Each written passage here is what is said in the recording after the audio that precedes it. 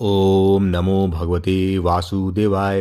भागवत पुराण एकादश स्कंद 28वां अध्याय। परमार्थ निरूपण।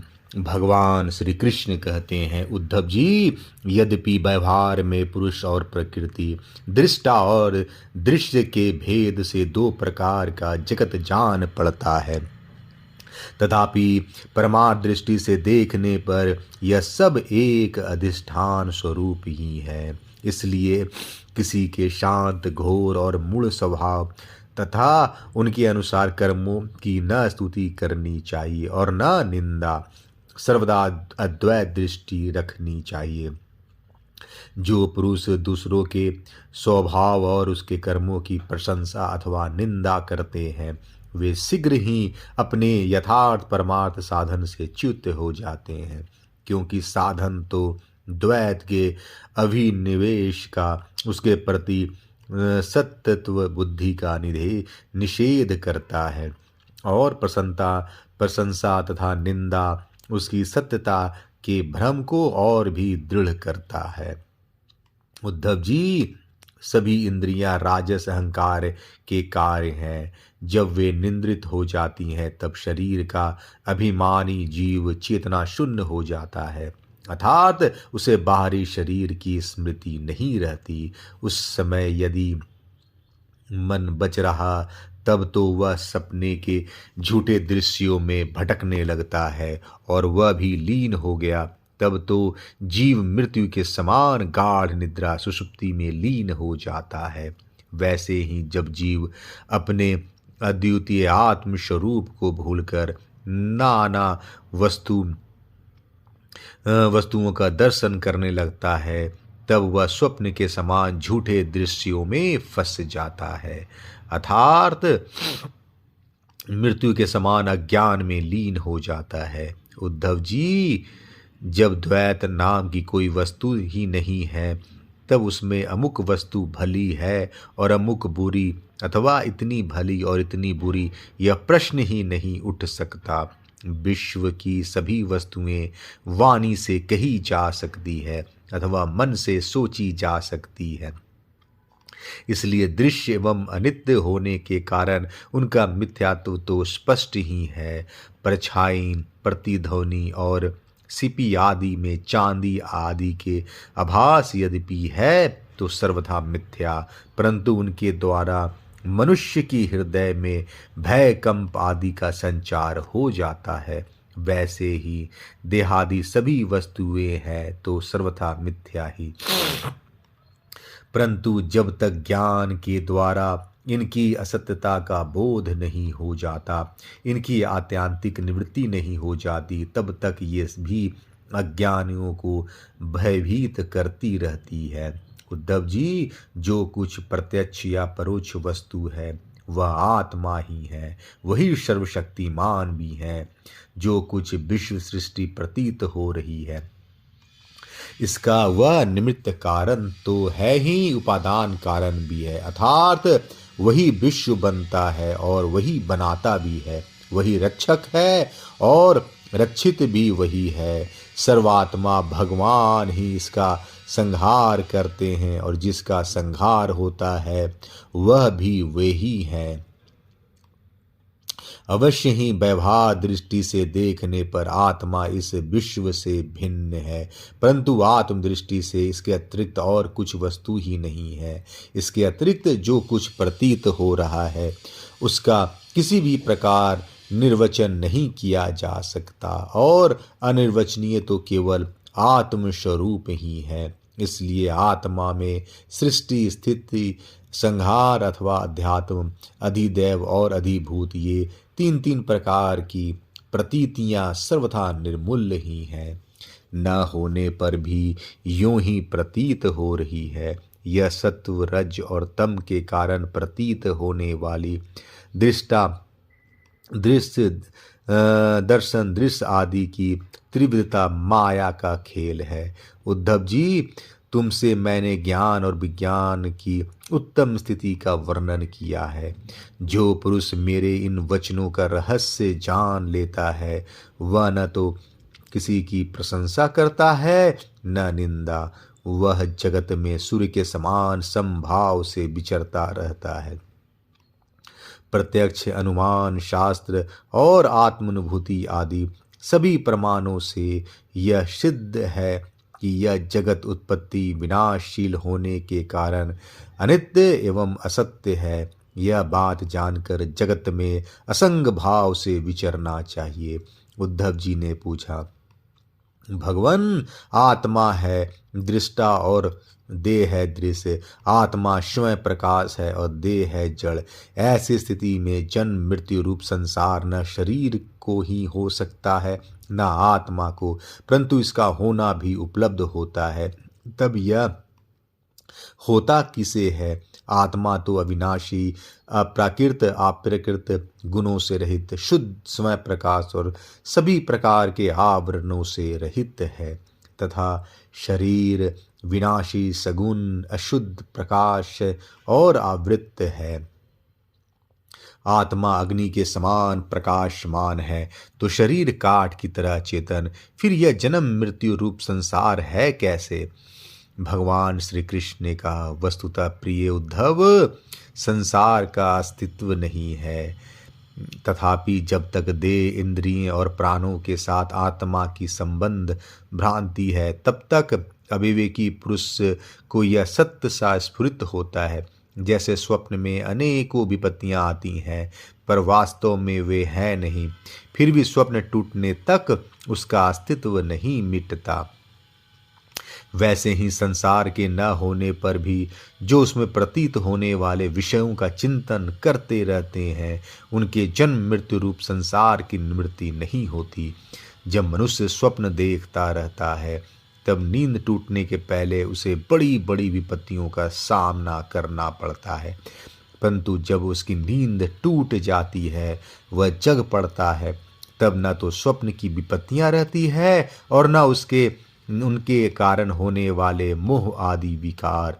उद्धव जी, अहंकार ही शोक, हर्ष, भय, क्रोध, लोभ, मोह, स्पृहा और जन्म मृत्यु का शिकार बनता है। आत्मा से तो इनका कोई संबंध ही नहीं है। उद्धव जी, देह, इंद्रियें, प्राण और मन में स्थित आत्मा ही जब उनका अभिमान कर बैठता है, उन्हें अपना स्वरूप मान लेता है, तब उसका नाम जीव हो जाता है। उसे सूक्ष्माति सूक्ष्म आत्मा की मूर्ति है, गुण और कर्मों का बना हुआ लिंग शरीर। उसे ही कहीं सुतात्मा कहा जाता है और कहीं महतत्व। उसके और भी बहुत से नाम है। वही काल रूपी परमेश्वर के अधीन होकर जन्म मृत्यु संसार में इधर उधर भटकता रहता है। वास्तव में मन, वाणी, प्राण और शरीर अहंकार के ही कार्य हैं। यह है तो निर्मूल, परंतु देवता, मनुष्य आदि अनेक रूपों में इसी की प्रतीति होती है। मननशील पुरुष उपासना की शान पर चढ़ाकर ज्ञान की तलवार को अत्यंत तीखी बना लेता है और उसके द्वारा देहाभिमान का, अहंकार का मूलोच्छेद करके पृथ्वी में निर्द्वंद होकर विचरता है। फिर उसमें किसी प्रकार की आशा तृष्णा नहीं रहती। आत्मा और अनात्मा के स्वरूप को पृथक पृथक भली भांति समझ लेना ही ज्ञान है, क्योंकि विवेक होते ही द्वैत का अस्तित्व मिट जाता है। उसका साधन है तपस्या द्वारा हृदय को शुद्ध करके वेदादि शास्त्रों का श्रवण करना। इनके अतिरिक्त श्रवणानुकूल युक्तियां, महापुरुषों के उपदेश और इन दोनों के विरुद्ध सहानुभूति भी प्रमाण है। सबका सार यही निकलता है कि इस संसार के आदि में जो था और अंत में जो रहेगा, जो इसका मूल कारण और प्रकाशक है, वही अद्वितीय उपाधि शून्य परमात्मा बीच में भी है। इसके अतिरिक्त और कोई वस्तु नहीं है। उद्धव जी, सोने से कंगन, कुंडल आदि बहुत से आभूषण बनते हैं, परंतु जब वे गहने नहीं बने थे तब भी सोना था, और जब नहीं रहेंगे तब भी सोना रहेगा। इसलिए जब बीच में उसके कंगन, कुंडल आदि अनेकों नाम रखकर व्यवहार करते हैं, तब भी वह सोना ही है। ठीक ऐसे ही जगत का आदि, अंत और मध्य मैं ही हूँ। वास्तव में मैं ही सत्य तत्व हूँ भाई उद्धव। मन की 3 अवस्थाएं होती है, जागृत, स्वप्न और सुषुप्ति।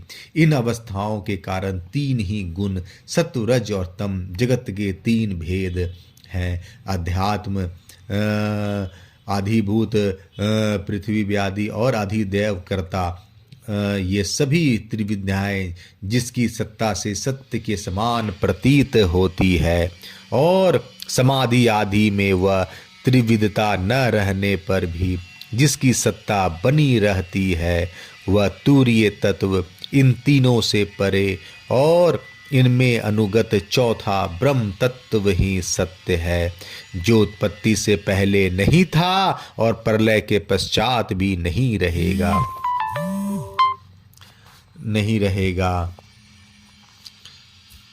ऐसा समझना चाहिए कि बीच में भी वह है ही नहीं, केवल कल्पना मात्र, नाम मात्र ही है। यह निश्चित सत्य है कि जो पदार्थ जिससे बनता है और जिसके द्वारा प्रकाशित होता है, वही उसका वास्तविक स्वरूप है, वही उसका परमार्थ सत्ता है। यह मेरा दृढ़ निश्चय है। यह जो विकारमय राजस सृष्टि है, यह न होने पर भी दिख रही है, यह स्वयं प्रकाश ब्रह्म ही है। इसलिए इंद्रियें, विषय, मन और पंचभूतादि जितने चित्र विचित्र नाम रूप हैं, उनके रूप में ब्रह्म ही प्रतीत हो रहा है। ब्रह्म विचार के साधन है श्रवण, मनन, निध्यासन और स्वानुभूति। उनमें सहायक हैं आत्मज्ञानी गुरुदेव। इनके द्वारा विचार करके स्पष्ट रूप से देहादि अनात्म पदार्थों का निषेध कर देना चाहिए। इस प्रकार निषेध के द्वारा आत्म विषयक देहों को छिन्न भिन्न करके अपने आनंद स्वरूप आत्मा में ही मग्न हो जाया जाए। निषेध करने की प्रक्रिया यह है कि पृथ्वी का विकार होने के कारण शरीर आत्मा नहीं है। इंद्रियें, उनके अधिष्ठात्र देवता, प्राण, वायु, जल, अग्नि एवं मन भी आत्मा नहीं है, क्योंकि इनका धारण पोषण शरीर के समान ही अन्न के द्वारा होता है। बुद्धि, चित्त, अहंकार, आकाश, पृथ्वी, शब्दादि विषय और गुणों की साम्यावस्था प्रकृति भी आत्मा नहीं है, क्योंकि ये सब के सब दृश्य एवं जड़ हैं। उद्धव जी, जिसे मेरे स्वरूप का भली भांति ज्ञान हो गया है, उसकी वृत्तियाँ और इंद्रियाँ यदि समाहित रहती हैं तो उनसे लाभ क्या, और यदि वे विक्षिप्त रहती हैं तो उनसे हानि भी क्या है, क्योंकि अंतःकरण और बाह्यकरण सभी गुणमय है और आत्मा से इनका कोई संबंध नहीं है। भला आकाश में बादलों के छा जाने अथवा तितर बितर हो जाने से सूर्य का क्या बनता बिगड़ता है। जैसे वायु आकाश को सुखा नहीं सकती, आग जला नहीं सकती, जल भिगो नहीं सकता, धूल धुएं मटमैला नहीं कर सकते और ऋतुओं के गुण गर्मी सर्दी आदि उसे प्रभावित नहीं कर सकते, क्योंकि ये सब आने जाने वाले क्षणिक भाव हैं और आकाश इन सब का एक रस अधिष्ठान है। वैसे ही शतुगुण, रजोगुण और तमोगुण की वृत्तियां तथा कर्म अविनाशी आत्मा का स्पर्श नहीं कर पाते, वह तो इनसे सर्वार्थ परे हैं। इनके द्वारा तो केवल वही संसार में भटकता है जो इनमें अहंकार कर बैठता है। उद्धव जी, ऐसा होने पर भी तब तक इन माया निर्मित गुणों और उनके कार्यों का संग सर्वथा त्याग देना चाहिए, जब तक मेरे सुदृढ़ भक्ति योग के द्वारा मन का रजोगुण रूप मल एकदम निकल न जाए। उद्धव जी, जैसे भली भांति चिकित्सा न करने पर रोग का समूल नाश नहीं होता, वह बार बार उभर कर मनुष्य को सताया करता है, वैसे ही जिस मन की वासनाएं और कर्मों के संस्कार मिट नहीं गए हैं, जो स्त्री पुत्र आदि में आसक्त हैं, वह बार बार अधूरे योगी को भेदता रहता है और उसे कई बार योग भ्रष्ट भी कर देता है। देवताओं के द्वारा प्रेरित शिष्य पुत्र आदि के द्वारा किए हुए विघ्नों से यदि कदाचित अधूरा योगी मार्गच्युत हो जाए तो भी वह अपने पूर्वाभ्यास के कारण पुनः योग अभ्यास में ही लग जाता है। कर्म आदि में उसकी प्रवृत्ति नहीं होती।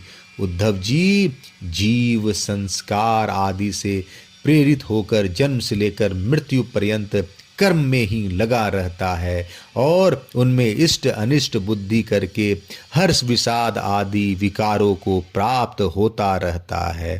परंतु जो तत्व का साक्षात्कार कर लेता है वह प्रकृति में स्थित रहने पर भी, संस्कार अनुसार कर्म होते रहने पर भी उसमें इष्ट अनिष्ट बुद्धि करके हर्ष विषाद आदि विकारों से युक्त नहीं होता, क्योंकि आनंद स्वरूप आत्मा के साक्षात्कार से उसकी संसार संबंधी सभी आशा तृष्णाएं पहले ही नष्ट हो चुकी होती है।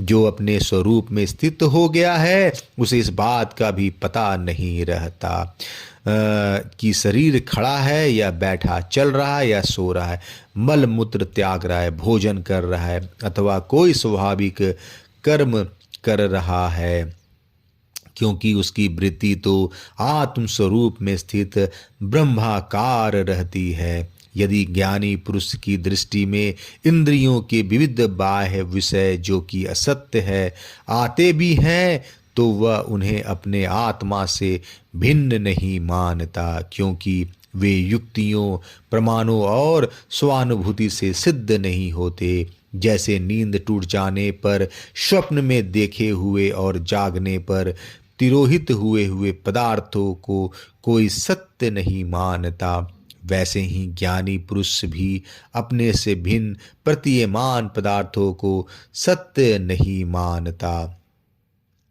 उद्धव जी, इसका यह अर्थ नहीं है कि अज्ञानी ने आत्मा का त्याग कर दिया है और ज्ञानी उसको ग्रहण करता है। इसका तात्पर्य केवल इतना ही है कि अनेकों प्रकार के गुण और कर्मों से युक्त देह, इंद्रिय आदि पदार्थ पहले अज्ञान के कारण आत्मा से भिन्न लिए गए थे, उनका विवेक नहीं था। अब आत्मदृष्टि होने पर अज्ञान और उसके कार्यों की निवृत्ति हो जाती है, इसलिए अज्ञान की निवृत्ति ही अभिष्ट है।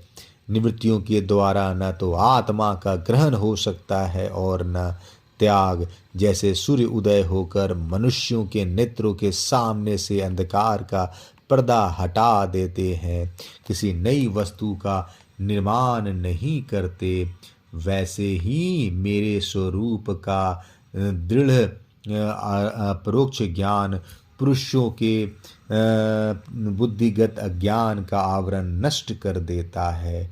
वह इंद्र रूप से किसी वस्तु का अनुभव नहीं करता। उद्धव जी, आत्मा नित्य अपरोक्ष है, उसकी प्राप्ति नहीं करनी पड़ती, वह स्वयं प्रकाश है, उसमें अज्ञान आदि किसी प्रकार के विकार नहीं है, वह जन्म रहित है, अर्थात कभी किसी प्रकार में वृत्ति से आरूढ़ नहीं होता, इसलिए अपरमेय है। ज्ञान आदि के द्वारा उसका संस्कार भी नहीं किया जा सकता। आत्मा में देश, काल और वस्तुकृत परिच्छेद न होने के कारण अस्तित्व, वृद्धि, परिवर्तन, हाथ और विनाश उसका स्पर्श भी नहीं कर सकते। सबकी और सब प्रकार की अनुभूतियां आत्म स्वरूप ही है।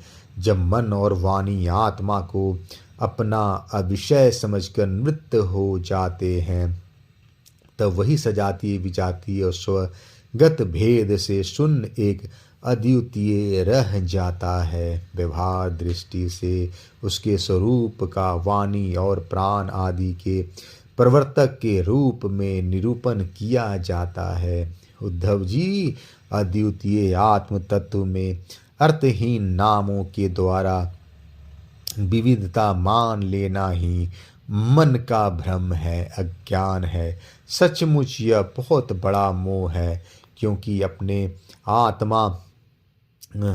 आत्मा के अतिरिक्त उस भ्रम का भी और कोई अधिष्ठान नहीं है। अधिष्ठान सत्ता में अध्यस्ता की सत्ता है ही नहीं, इसलिए सब कुछ आत्मा ही है। बहुत से पंडिताभिमानी लोग ऐसा कहते हैं कि यह पांच भौतिक द्वैत विचित्र नामों और रूपों के रूप में इंद्रियों के द्वारा ग्रहण किया जाता है, इसलिए सत्य है। परंतु यह तो अर्थहीन वाणी का आडंबर मात्र है, क्योंकि सत्व तो इंद्रियों की पृथक सत्ता ही सिद्ध नहीं होती, फिर वे किसको प्रमाणित कैसे करेगी। उद्धव जी, यदि योग साधना पूर्ण होने के पहले ही किसी साधक का शरीर रोग आदि उपद्रवों से पीड़ित हो, तो उसे इन उपायों का आश्रय लेना चाहिए। गर्मी, ठंडक आदि को चंद्रमा, सूर्य आदि की धारणा के द्वारा, वात आदि रोगों को वायु धारण युक्त आसनों के द्वारा और ग्रह सर्पादि कृत विघ्नों को तपस्या, मंत्र एवं औषधि के द्वारा नष्ट कर डालना चाहिए। काम, क्रोध आदि विघ्नों को मेरे चिंतन और नाम संकीर्तन की आदि के द्वारा नष्ट करना चाहिए, और पतन की ओर ले जाने वाले दंभ, मद आदि विघ्नों को धीरे धीरे महापुरुषों की सेवा के द्वारा दूर कर देना चाहिए। कोई मनस्वी योगी विविध उपायों के द्वारा इस शरीर को सुदृढ़ और युवावस्था में स्थिर करके फिर अनिमा आदि सिद्धियों के लिए योग साधन करते हैं, परंतु बुद्धिमान पुरुष ऐसे विचार का समर्थन नहीं करते, क्योंकि यह तो एक व्यर्थ प्रयास है। वृक्ष में लगे हुए फल के समान इस शरीर का नाश तो अवश्यम्भी है। यदि कदाचित बहुत दिनों तक निरंतर और आदर पूर्वक योग साधना करते रहने पर शरीर सुदृढ़ भी हो जाए, तब भी बुद्धिमान पुरुष को अपना साधन ना छोड़कर उतने में ही संतोष नहीं कर लेना चाहिए। उसे तो सर्वदा मेरी प्राप्ति के लिए ही संलग्न रहना चाहिए। जो साधक मेरा आश्रय लेकर मेरे द्वारा कही हुई योग साधना में संलग्न रहता है, उसे कोई भी विघ्न बाधा डिगा नहीं सकती। उसकी सारी कामनाएं नष्ट हो जाती है और वह आत्मानंद की अनुभूति में मग्न हो जाता है। 28वां अध्याय समाप्त। जय श्री कृष्ण।